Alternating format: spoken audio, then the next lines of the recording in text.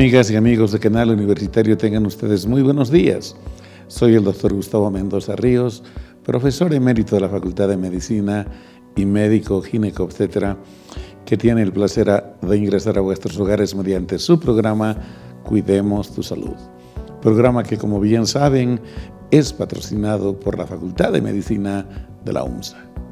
Hoy día hemos de hablar de un tema recurrente, de la violencia contra los niños, contra las niñas, contra los adolescentes. En sesiones anteriores habíamos hablado también de la violencia. Tenemos entonces un marco más o menos definido, pero el grupo poblacional más vulnerable, sin duda, es precisamente el de los niños. Ellos reciben mucha violencia, que también se conoce como maltrato infantil. Fíjense ustedes, nada más un dato. En general se dice que en el mundo, más o menos 20% de los niños sufre algún tipo de violencia. Pero en Bolivia es del 34% de los niños. Algunas investigaciones mostraban que era la educación un aspecto importante, no de los niños, sino de la familia en la que viven, de su entorno. Definitivamente han de haber muchos aspectos seguramente que hemos de tocar para abordar este tema. Para ello, hemos invitado a una distinguidísima profesional del área de la salud, la licenciada Katia Ordóñez Cardoso. Ella es jefe del Servicio de Trabajo Social del Hospital del Niño de La Paz, del Hospital Ovidio Suárez.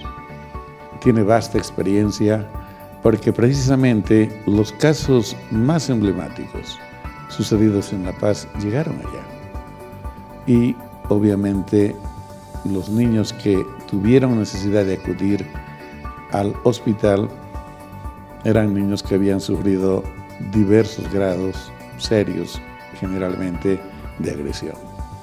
Entonces hemos de hablar de ello con una de las principales personas que tienen que ver con esta problemática. También nos va a explicar cómo atienden a los niños, cómo abordan el problema y cómo es que lo comunican a las autoridades o a las instancias pertinentes. Pero antes de entrar de lleno al tema, un minuto de reflexión.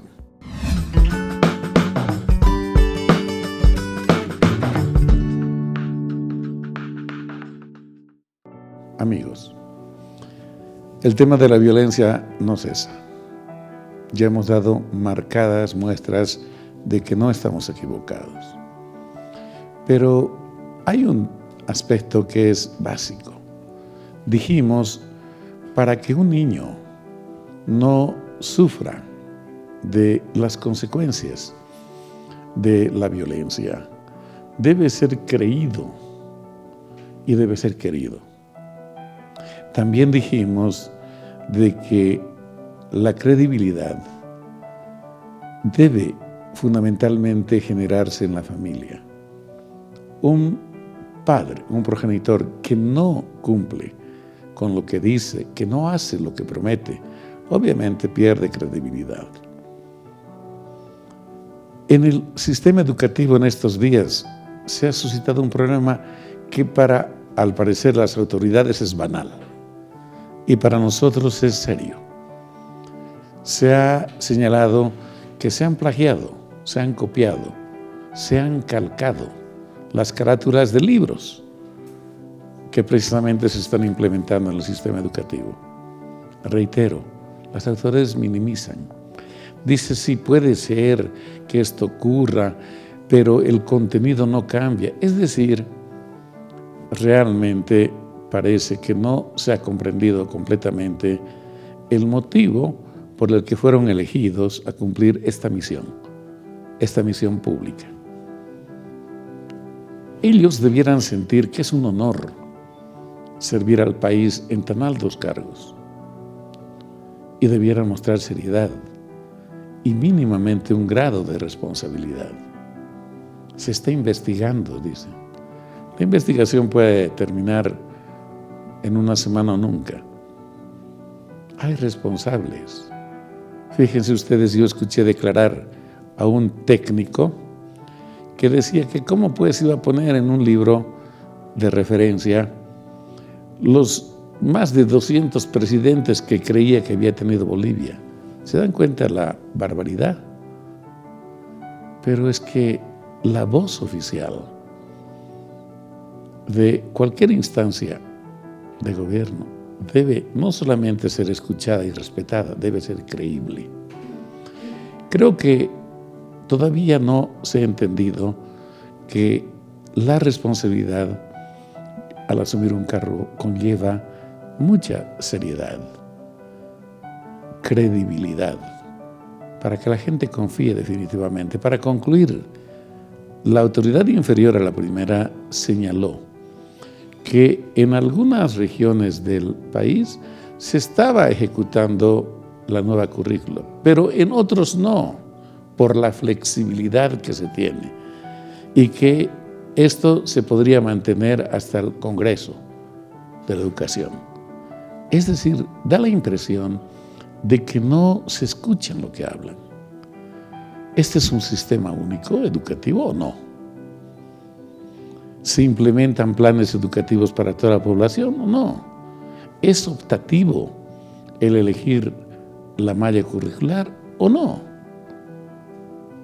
Distinguidos amigos, ahí también tenemos otros orígenes de la violencia. Y obviamente los más damnificados han de ser los más vulnerables, los niños. Dicho esto, amigos, permítanme ir al sector La Facultad de Medicina Informa.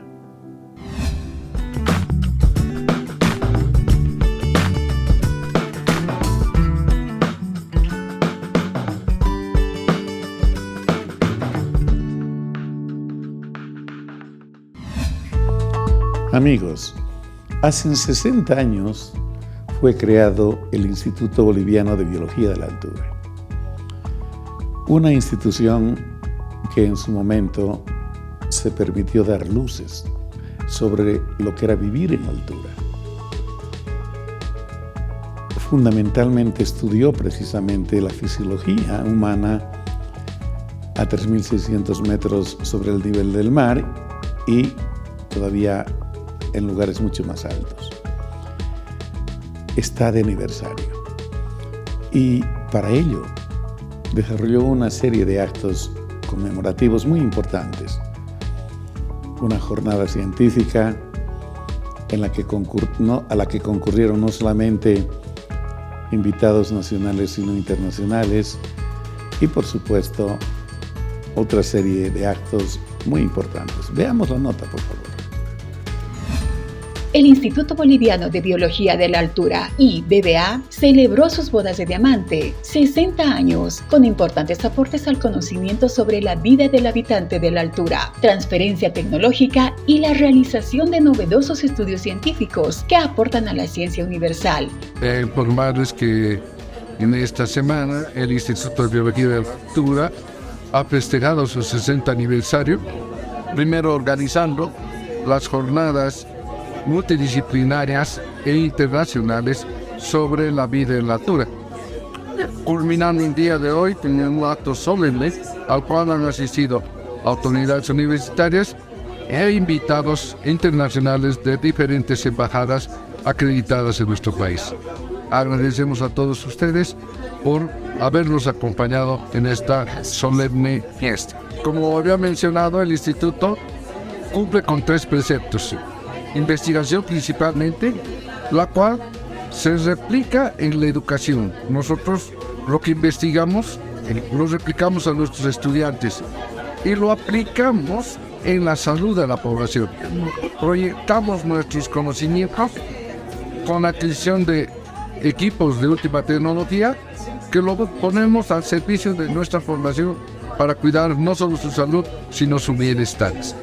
Francia fundó con las autoridades bolivianas el instituto hace 60 años y el primer director fue francés y en los años 60, 70, 80 hubo muchos investigadores franceses que trabajan aquí con sus pares bolivianos y queremos continuar porque el IBA está trabajando sobre temáticas muy importantes.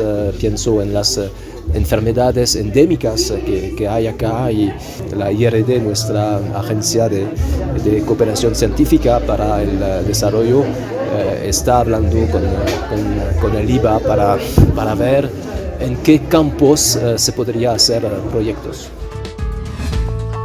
En esta nota ustedes podrán apreciar cómo la Facultad de Medicina desde ahora va preparándose para mostrar su participación cada vez con nuevas novedades e innovaciones en la larga noche de museos. Este evento se desarrolla en la ciudad de La Paz y la facultad desde hace muchos años participa activamente en el mismo. La Facultad de Medicina anuncia nuevas iniciativas rumbo a la Gran Noche de Museos, incorporando 7 circuitos turísticos con visitas guiadas a cargo de estudiantes de esta facultad. Comentarles que nosotros, comunidad, el Departamento de Ciencias Morfológicas, viene trabajando desde hace ya unos meses atrás en la realización de obras artísticas y estructurales de esta unidad con el fin de ampliar y visualizar más aún este departamento y la Facultad de Medicina. ¿Cuál es el objetivo? De que se van a implementar nuevos circuitos por el cual la población en general puedan llegar a visitar y conocer más aún del funcionamiento del museo y con el museo también conocer la historia de la Facultad de Medicina, ¿no? En este caso, antiguamente en la larga noche de museos presentábamos un solo circuito, que era la visita del museo, pero en este caso, con los trabajos y obras que se han ido realizando, vamos a tener 7 circuitos con visitas guiadas con los participantes estudiantiles que van a colaborar este día y van a llegar a conocer la historia de la Facultad de Medicina, de cómo ha nacido y cómo va funcionando a lo largo de todas estas gestiones en la enseñanza de la formación médica, ¿no? Indicarles que tenemos primero en la primera etapa del circuito que llegaría a ser el mural con la alegoría historia de la Facultad de Medicina, es decir, dónde ha empezado a funcionar nuestra facultad, dónde ha sido nuestra primera casa, dónde ha sido el acto inaugural, quiénes han dado las palabras emblemáticas, quiénes han sido nuestro primer decano, nuestro primer profesor de anatomía, qué palabras célebres han dado y en qué casas han funcionado nuestra Facultad de Medicina. Luego tenemos el segundo circuito, que es el área de las esculturas emblemáticas que tienen. Yo la comparo al igual como el paseo de las esfinges que tiene en Egipto, cuando entraban los grandes reyes a sus palacios. Es similar lo que vamos a ampliar y vamos a colocar. Cada escultura tiene historia en la Facultad de Medicina y tienen que conocer su historia referente a cada personaje y cuál ha sido la contribución que ha tenido con este departamento y con toda la Facultad de Medicina. Entonces, para que realmente vean cómo se va trabajando en esta unidad y puedan conocer desde la historia de la Facultad de Medicina, dónde ha empezado, cómo ha empezado, dónde era, quiénes son los personajes emblemáticos que tiene este departamento y toda la Facultad de Medicina. Entonces, como ustedes pueden apreciar, va a haber un gran despliegue de personas, va a haber un gran despliegue de espacios y lugares para que realmente la población en general se divierta, y realmente se divierta conociendo historia de nuestra Facultad de Medicina. Distinguidos amigos, ahora permítanme ir a un pequeño corte y al retorno estaremos conversando con nuestra invitada.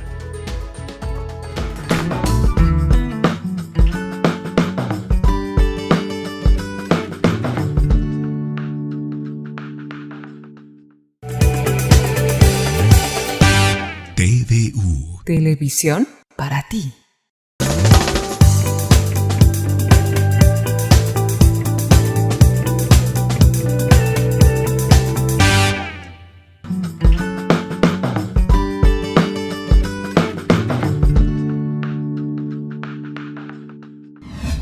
Distinguidos amigos, como lo habíamos señalado precedentemente, está con nosotros nuestra invitada de hoy, la licenciada Katia Ordóñez.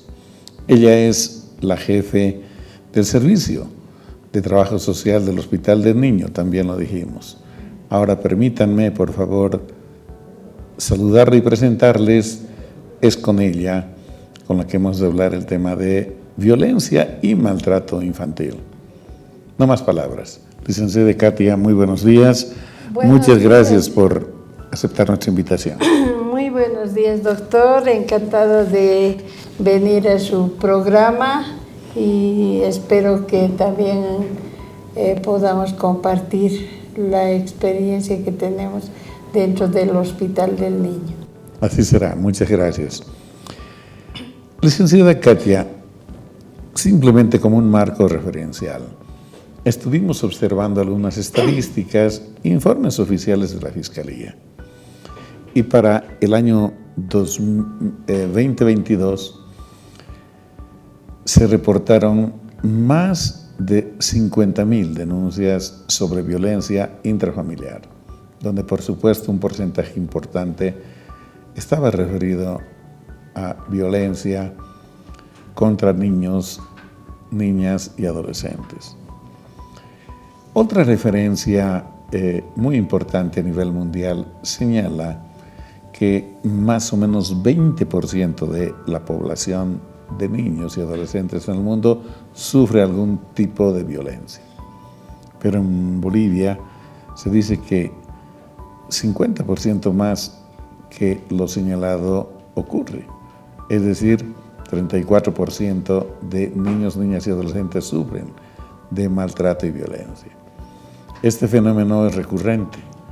Nosotros en anteriores sesiones habíamos hablado de lo que acontece verdaderamente en la familia y se generó como un modelo simple y llanamente para abordar el tema, el modelo de la violencia, pero desde el punto de vista ecológico que más o menos delinea la OPS, ¿no? La OMS, donde claramente se señala que el primer nivel en el que se produce violencia contra los niños es pues la familia. Entonces, en este marco, distinguida licenciada, ¿por qué no empezamos abordando un poquito lo que es el maltrato infantil y luego la violencia? Porque aunque en algunos medios si ya se los ve como sinónimos prácticamente, yo creo que es bueno hacer alguna diferencia. Sí, doctor.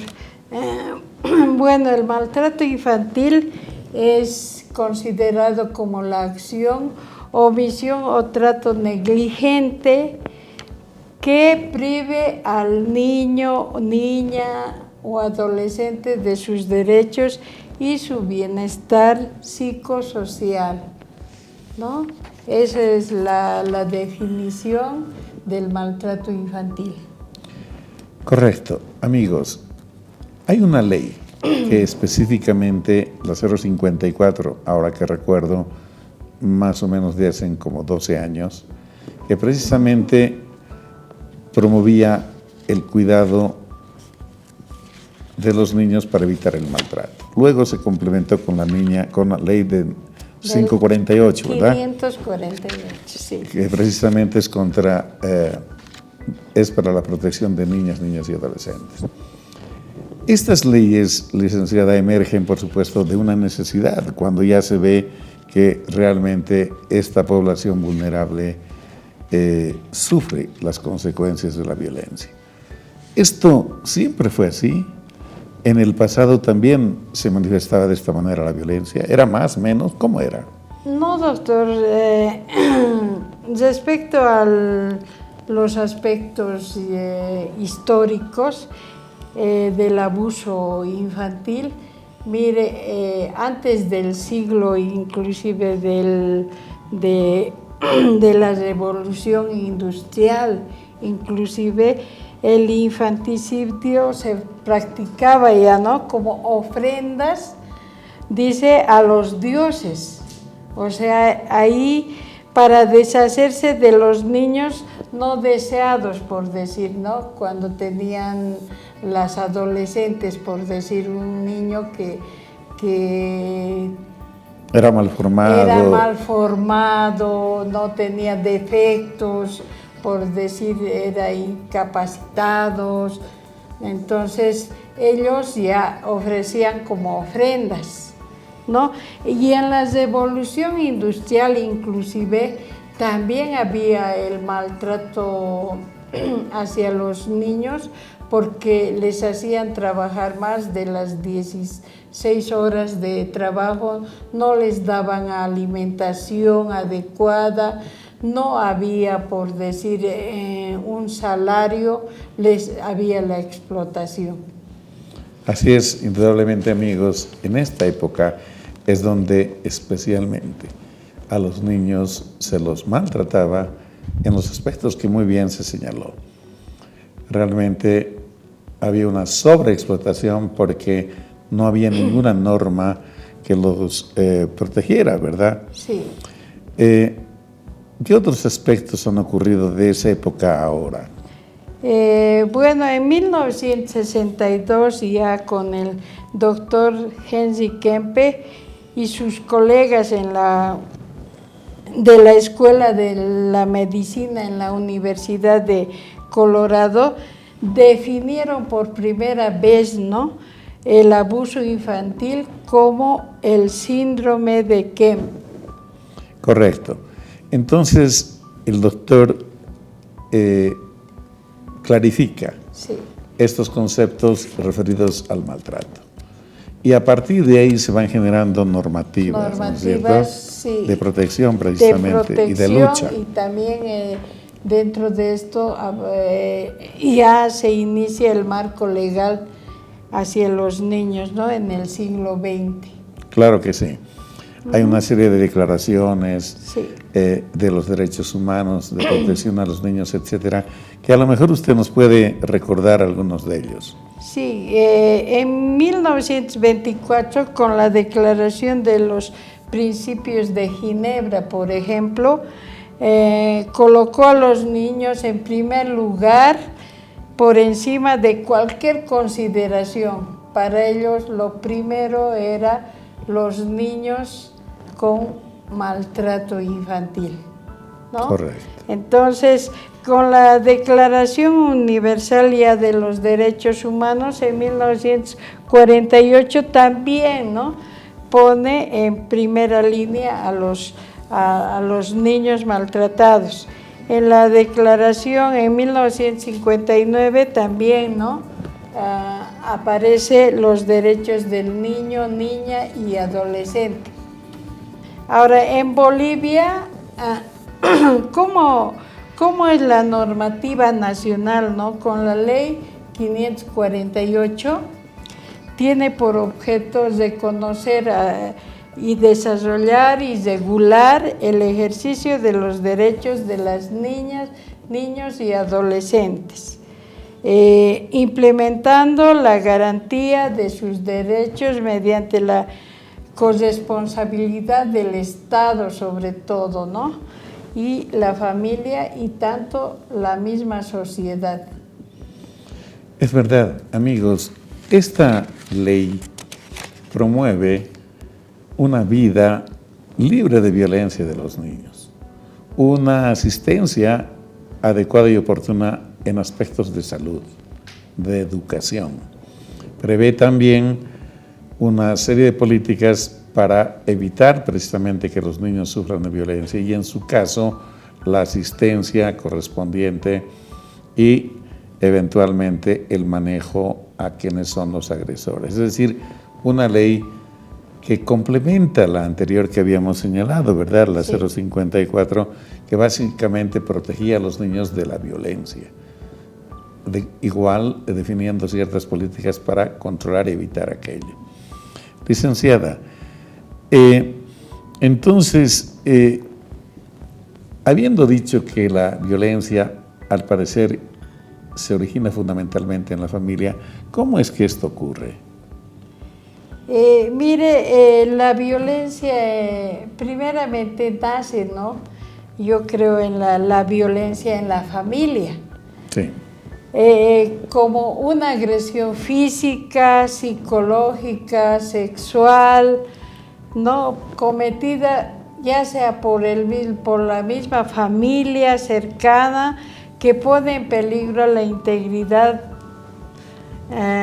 y los factores de violencia, ¿no? Creer que la violencia, por supuesto, es normal, dicen, ¿no? Para ellos, por ejemplo, recibir, que la mujer reciba agresiones físicas es normal para ellos, ¿no? Correcto. Y también por ejemplo, la violencia psicológica, y de igual manera, ¿no? Cuando les baja, por decir, el esposo, el autoestima, entonces repercute en las mujeres, ¿no? Porque les denominan sonzas, tontas, brutas, que no saben, que ellas están por debajo del varón, por ejemplo. Todavía se ve eso, ¿no? En nuestra sociedad. Y la violencia sexual, por decir que a veces también decimos, el enemigo está en nuestro mismo hogar, porque puede ser que agreda a un niño, por decir sexualmente, el mismo tío, el mismo cuñado, los familiares más cercanos a la familia, al entorno familiar. Es correcto, amigos. Lo que acaba de señalar la licenciada es vital. Fíjense ustedes, estudios muy serios mostraron que la mujer y la familia en general, hasta en un 90%, en algún momento recibe violencia psicológica o sufre de violencia psicológica. De violencia física, al menos el 60%. Y un poco más del 50% violencia sexual. Los niños son parte de esta violencia, directa e indirectamente. Y, como señaló muy bien, se trata de normalizar. Es decir, se ve como normal la agresión. Y habitualmente, licenciada, los padres o los que quieren justificar la violencia dicen que eran nada más situaciones para corregir la conducta de los niños. Es decir, yo no sé dónde se aprendió que con violencia se educa al niño y se pretende que ese niño sea un niño pacífico, un niño tranquilo. El niño está recibiendo lecciones en carne propia de lo que es la violencia, y enseguida seguramente que él pueda a otra persona agredirlo, va a hacer. Licenciada. Esa es la rueda de la violencia, doctor, ¿no? Que denominamos. ¿Por qué? Porque, digamos, si el niño recibe maltrato o violencia en la familia, él, ¿qué va a hacer? Va a agredir. Si ve que sus papás son violentos, digamos, que le pega el padre a la madre, él va a repercutir primeramente con sus hermanos. Correcto. ¿No? Y también va a repercutir en las escuelas, por decir, en las unidades educativas, con sus compañeros o en el colegio. Después también va hacia la sociedad misma, ¿no?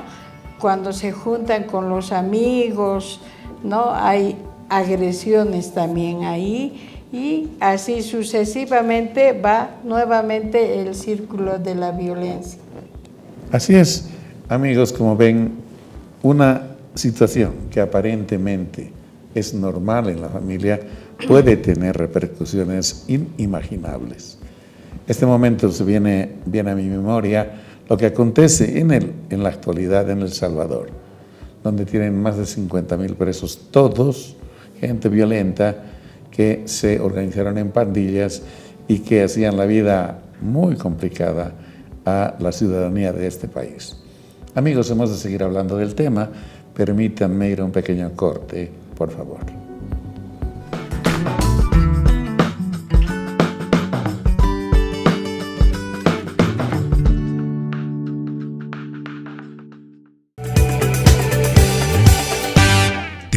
TVU. Televisión para ti.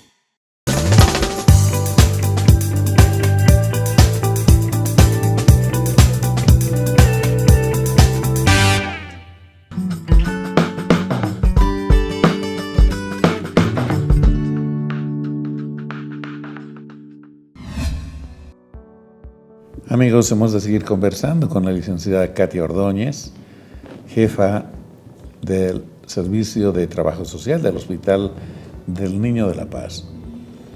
Este tema es tan importante, licenciada, que definitivamente las consecuencias de este maltrato, de esta violencia ejercida contra los niños, realmente tiene una serie de evidencias. Algún momento ojalá tengamos tiempo de hablar de ello, pero los niñitos, por ejemplo, si estuvieran en el colegio, se ven retraídos, su rendimiento baja, se aíslan, en la casa no quieren hablar, eventualmente inclusive pueden empezar a tartamudear antes de guardar absoluto silencio y desvincularse con su entorno.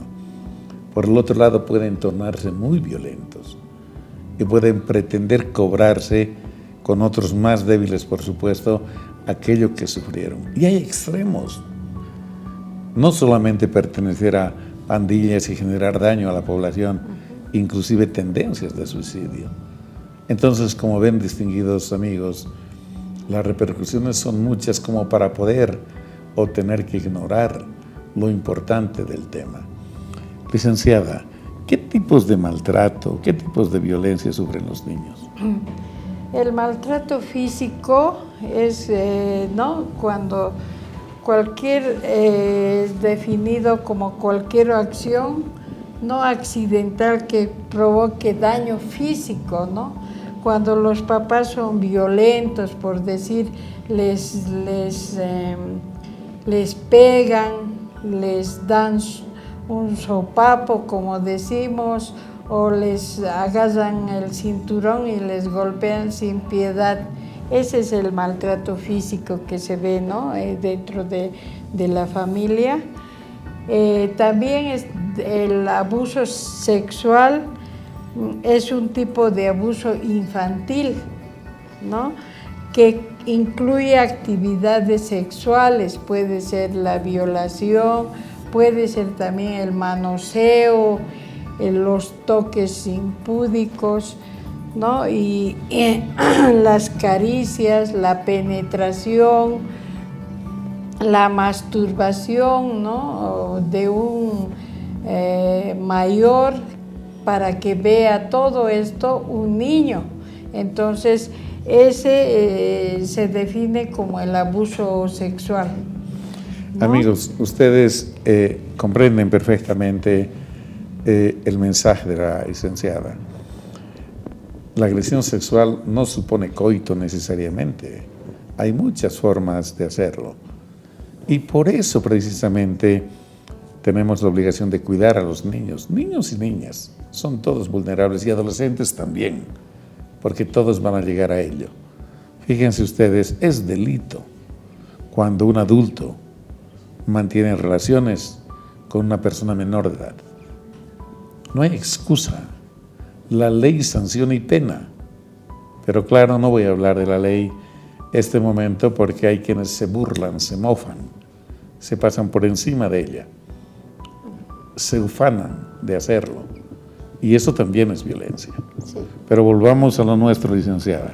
¿Qué otros tipos de violencia? El abandono físico o negligencia, ¿no? Por parte también de los padres, de la misma mamá, la situación en las que se ven las necesidades físicas básicas del menor no son atendidas, ¿no? Como deberían de ser adecuadamente, por decir, a veces si escuchamos hay abandono del recién nacido, ¿no? O también las mamás dicen, voy a ir a trabajar, por decir, estoy trabajando todo el día, es la excusa de siempre, y les dejan cesados a veces a los niños, no les dejan la alimentación correspondiente, no les encierran en un cuarto y los niños están ahí cesados. A veces se interviene, ¿no?, a estas familias también. Correcto. Amigos, ustedes recordarán que en este año hubieron 2 casos en la que infortunadamente se tuvo que lamentar la muerte de niños, precisamente porque en un caso ellos estaban cocinando y se durmieron y obviamente sufrieron asfixia, y en otro caso querían calentarse, querían no tener frío, y por supuesto nunca se imaginaron que podían terminar de esa manera. Pero todavía eso pudiera ser explicado. Hay gente que deja a sus hijos y se dedica a otra situación que, por supuesto, es muy deplorable. Es el caso del alcoholismo, por ejemplo, ¿no es cierto? Sí. La gente que consume alcohol cada vez más se vuelve descuidada y abandona a sus hijos. Sí, es la pura realidad. También dentro de los tipos de maltrato está el maltrato emocional, ¿no? Correcto. Que en la misma familia, por decir la madre o el padre, agrede a los niños, a las niñas o al adolescente mismo, ¿no? Le baja el autoestima, le ofende, ¿no?, con palabras, con desprecio, puede ser amenazas, los castigos, la recriminación. En estos tipos de maltrato infantil, en el hospital de niños, ustedes han debido ver una cantidad, ¿no es cierto?, de problemas, y tienen una forma, digamos, un flujograma del manejo de los casos, porque, amigos, entendamos, al hospital del niño llegan los casos extremos. La mayor parte de los casos no se reportan, sino a las defensorías, etcétera, etcétera. De ello me hablará un poquito la licenciada, tiene mucha experiencia. Pero ¿cómo es que manejan el caso en el hospital? Sí, cuando se cataloga de violencia. Doctor, tenemos la ruta crítica de atención de maltrato infantil. Primeramente ingresan por la admisión o emergencia. También acuden a consulta externa y a las salas de internación, ¿no? Cuando ya es grave, por decir, les internamos, ¿no? ¿Qué hacemos ahí?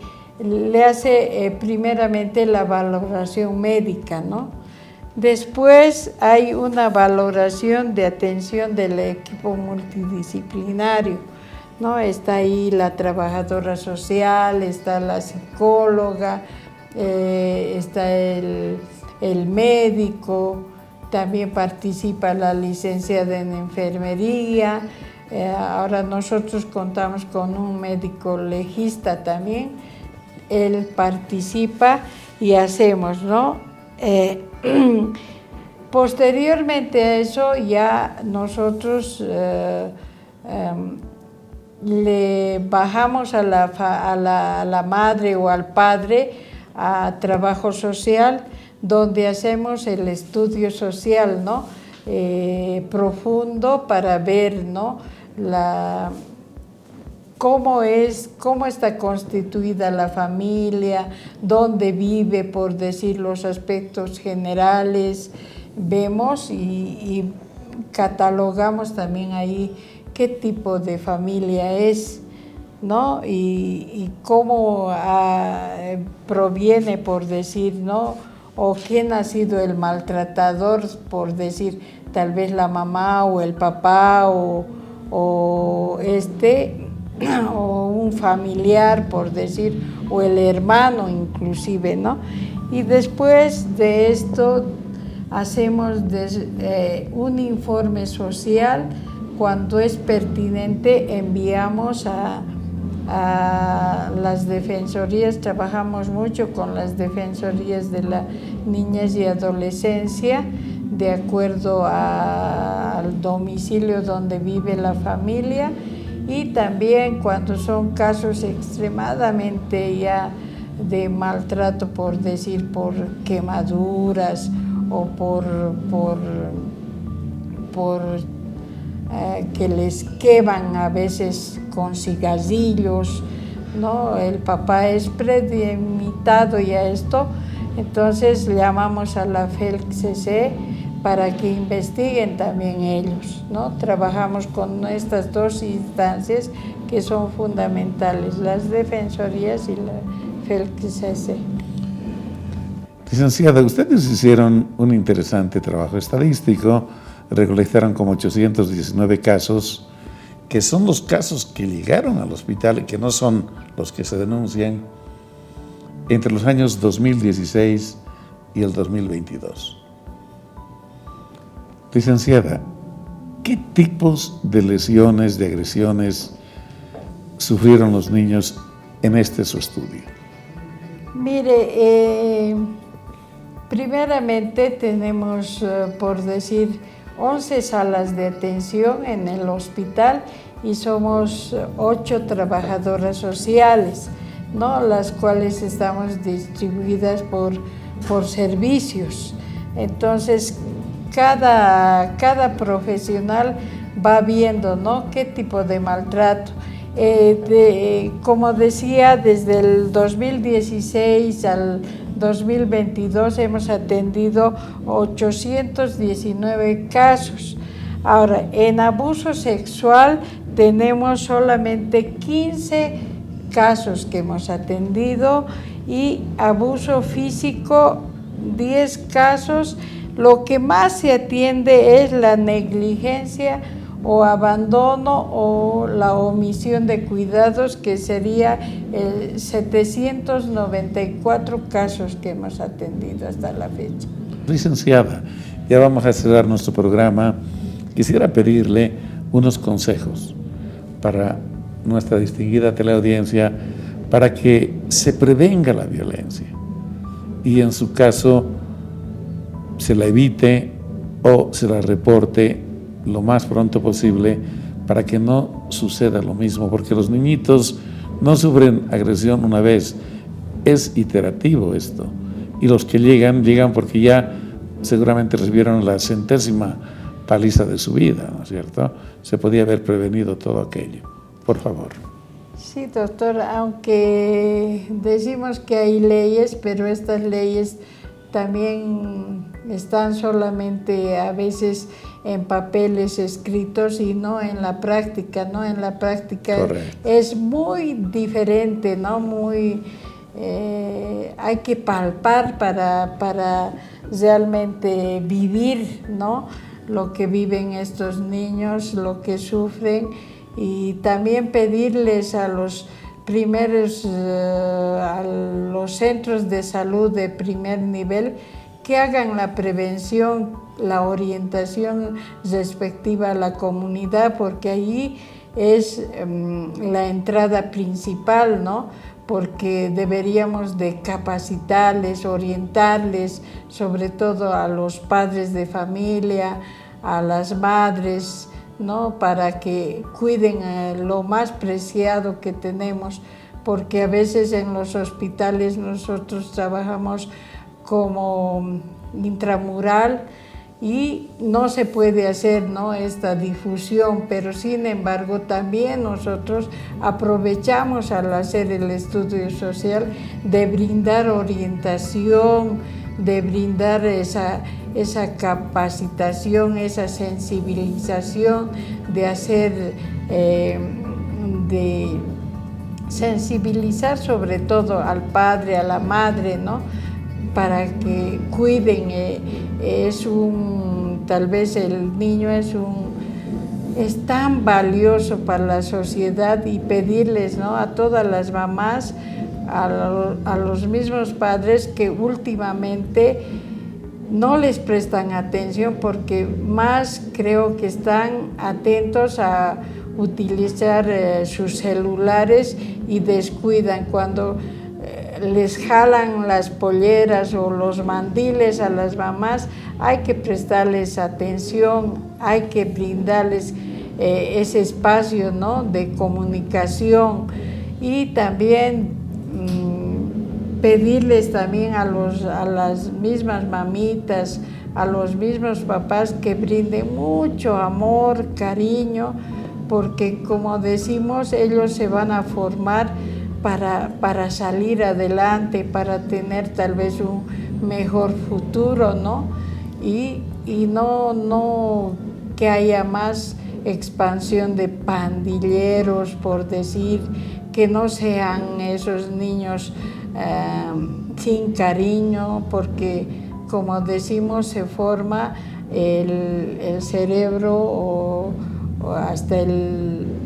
hasta los 10 años, y ahí se define toda la personalidad, si va a ser cariñoso ese niño, si va a ser elevada su autoestima. Entonces es bien importante que todos trabajemos, no solamente tal vez la misma sociedad, tenemos que seguir implementando orientaciones, capacitaciones. Estos mensajes son muy valiosos. Los niños merecen toda nuestra consideración. Yo les pido adicionalmente a las autoridades, en vez de promocionar cosas, mentiras o desmentir cosas, ocúpense un poquito de algo que está en la ley. Promocionar sobre aspectos que puedan beneficiar a la gente y que la violencia no sea un ejemplo a seguir. Lo hemos dicho y lo reiteramos, en todos los niveles se muestra violencia y los medios venden seguramente porque compra la gente estos espectáculos de violencia. En la casa, señores papás, controlen mínimamente qué ven sus hijos. El celular puede ser una importantísima fuente de generación de violencia. Este tema no está acabado, distinguidos amigos. Hemos de en el futuro seguir abordando desde otras perspectivas. Licenciada, solo me queda agradecerle por su amabilidad y su tiempo, y esperemos que una próxima vez podamos conversar de otro tema tan importante como este. Por favor, su despedida. Muchas gracias, doctor, a usted, y también agradecer, ¿no?, a su prestigioso canal que difunde estos programas educativos que siempre, ¿no?, vemos todos los sábados, y yo creo que a través de su canal también vamos educando a toda nuestra población, y a nombre del director del Hospital del Niño, mandarle también que le manda muchos saludos. Gracias. A su persona. También, ¿no?, agradecer a toda la población por el espacio que tal vez se tomen un tiempito de reflexionar. Muchas gracias, amigos. Ahora permítanme ir al sector Avances en Medicina.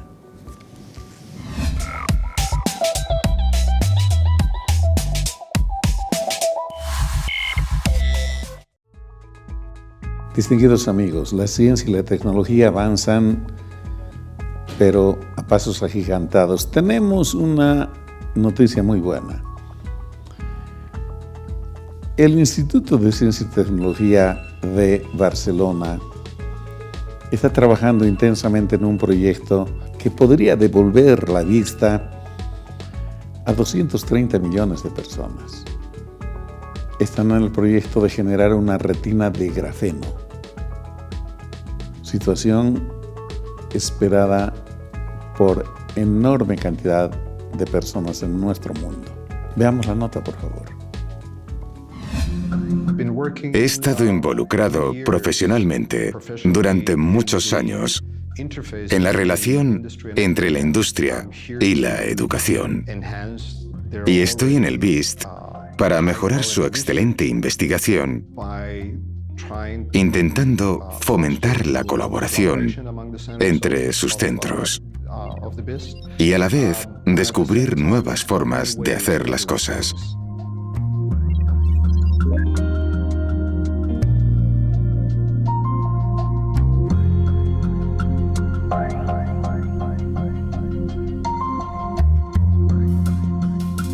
Debido a que los centros que forman BIST cubren múltiples disciplinas, podemos investigar muchos más aspectos de un problema particular. Un ejemplo son los procesos que tienen que ver con la retina.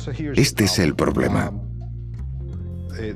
Una retina sana recoge la luz con la que se generan las formas, las transforma en impulsos eléctricos y las envía a nuestro cerebro, que las interpreta y permite que yo pueda verte y que tú me veas a mí. Pero, ¿qué ocurre si tienes ciertas patologías que afectan a tu retina?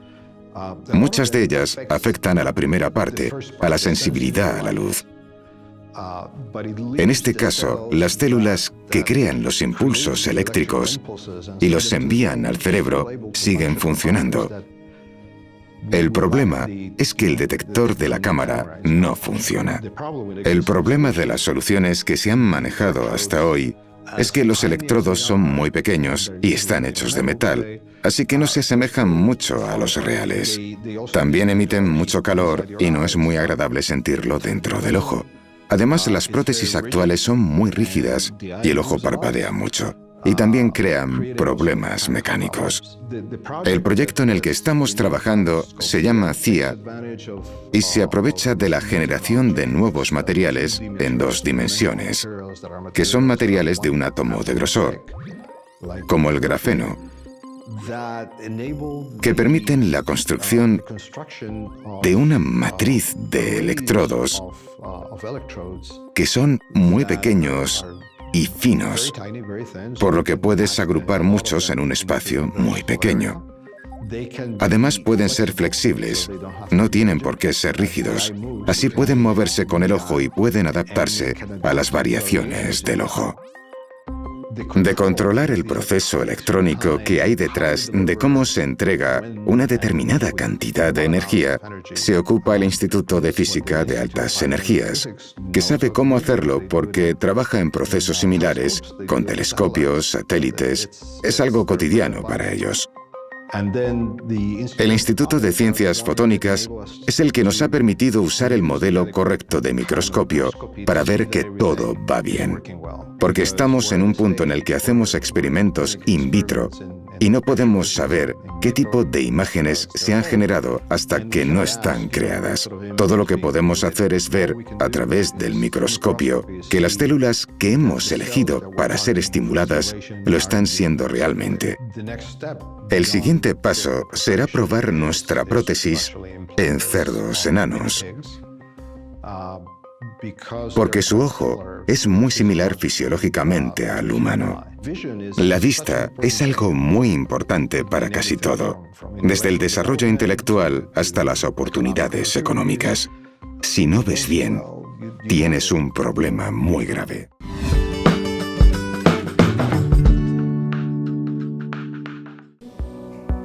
Distinguidos amigos, esto fue todo por hoy. Esperamos sinceramente que hayamos logrado transmitir mínimamente la necesidad de luchar contra la violencia. Comencemos en casa. Ha de ser una buena práctica y muy gratificante además.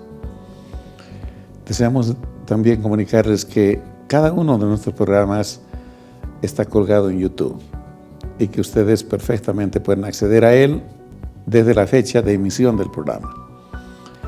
Nos comprometemos a volver muy renovados en una semana. Entre tanto, gocen de la familia y que tengan realmente un lindo fin de semana. Tengan ustedes muy buenos días.